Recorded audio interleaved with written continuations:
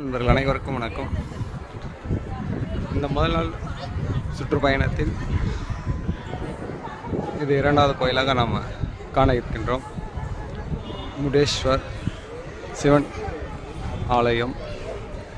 இது மிக கர்நாடக மாநிலத்தில் மிக பிரசித்தி பெற்ற ஒரு கோயில்.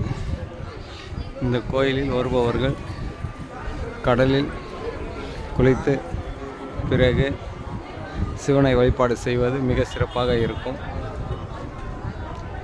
நாம் கடலில் இந்த குளிக்கும்போது அனைத்து தீய சக்திகளையும் விலக்கி நல்ல சக்திகள் நமக்கு கொடுக்கும்.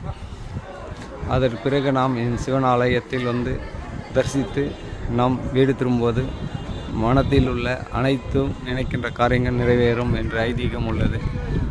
இந்த மங்களூர் வரும்போது இந்த முடேஸ்வர தேவாலயம் கண்டிப்பாக பார்ப்பது மிகவும் சிறப்பு. வாழ்க வளமுடன்.